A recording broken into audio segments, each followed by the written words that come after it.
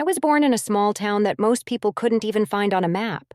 Everyone knew everyone, and gossip traveled faster than the wind. Growing up there felt like living inside a box with no windows. People didn't dream big. They dreamed small, safe, familiar. You were expected to finish school, find a local job, marry someone from the same neighborhood, and live your life the exact same way as generations before you. But I wanted more. Since childhood, I dreamed of skyscrapers, airplanes, and possibilities that stretched beyond the hills surrounding our little town. I read books late into the night, imagining myself in places far away. Of course, dreaming differently made me an outcast. People whispered, "She thinks she's better than us. She'll come running back when life out there chews her up." Even my own relatives doubted me. My uncle once said to my face, "Success isn't for people like us. Stay here, stay safe. Don't make a fool of yourself." But I couldn't stay.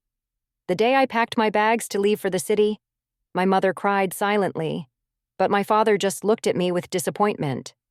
Neighbors shook their heads. Some laughed. I promised myself right then, I will make it. I will prove them wrong. The city was overwhelming at first. The lights, the noise, the constant rush, it was everything my hometown wasn't. But dreams come at a price. I lived in a tiny rented room, barely enough space for a bed and a suitcase. I worked 2 part-time jobs while attending classes. I ate cheap instant noodles for weeks. There were days I questioned my decision. Nights when I cried silently, wondering if maybe they were right about me. But every failure, every rejection fueled me. When I failed my first internship interview, I studied harder. When I was mocked for my accent, I practiced speaking until my tongue hurt. When money ran out, I found odd jobs, cleaning, delivering, tutoring. Slowly, opportunities came. A professor noticed my determination and recommended me for a better internship. That internship turned into a job. That job gave me experience. Experience built my confidence. Years passed, and step by step, I climbed. From an unpaid intern to a junior assistant to a professional with respect in my field. I moved into a proper apartment. I bought clothes that fit the image of who I was becoming. I stopped surviving and started thriving. The day I signed my first major contract worth more than I'd ever dreamed of earning, I sat in my apartment and cried. Not from sadness, but from relief. I had done it. I had escaped. Success didn't come overnight, but when it came like a flood. I started my own business. At first, it was small, just me and a laptop at a coffee shop. But I worked harder than anyone else. I treated every client as if they were the most important person in the world. Word spread. More clients came. Soon I wasn't just surviving the city, I was thriving in it. I traveled for work. I spoke at conferences. I had a team working for me. People who once ignored me now sought me out for advice. The girl who left the small town had turned into someone respected, someone successful. I bought my first luxury car. Then, my dream apartment overlooking the city skyline. Every achievement was proof that I had been right to believe in myself. But success felt lonely at times. I had left behind everyone I grew up with. My parents rarely called, and when they did, it was brief.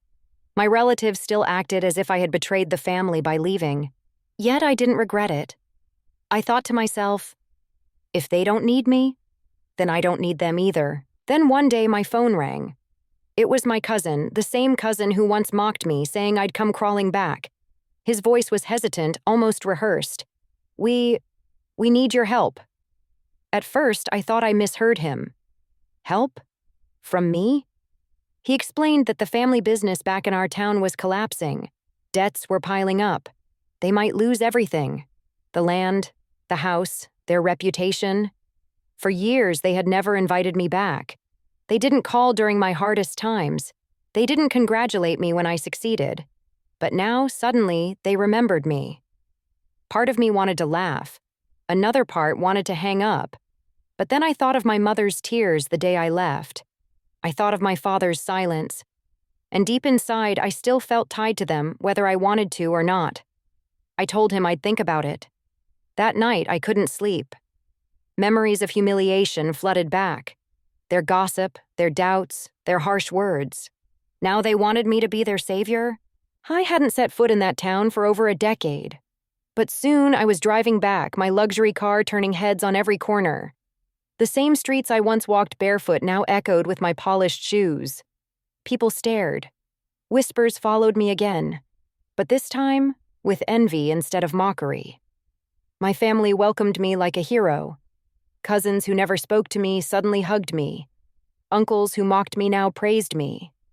My father, older and weaker, finally looked me in the eye. My mother wept openly. They asked me to save the family. And for the first time, I realized something. Success had changed me. I wasn't the desperate kid seeking their approval anymore. I had power now, choice. I agreed to help, but with conditions. Transparency, honesty. No more secrets, no more disrespect. They nodded eagerly, too desperate to argue. I helped them restructure the business. I paid off some debts, invested in improvements, and taught them how to manage things properly. Slowly, stability returned. But more importantly, I made peace with my past. I realized something. Leaving had been necessary. If I had stayed, I would have been trapped in the same cycle. By leaving, I grew strong enough not only to save myself, but to help them too. One evening, as I watched the sunset over the same hills that once felt like prison walls, my father whispered, "You were right to leave, we just didn't want to admit it." For me, that was worth more than all the money I had made. Looking back, I don't regret the pain, the struggle, the loneliness. Every sacrifice made me who I am. To anyone listening, I say this: don't let small minds trap you in small places. Sometimes, leaving is the only way to grow. But also, don't forget where you came from, because one day, you may be the very person they turn to. I left my hometown as an outcast.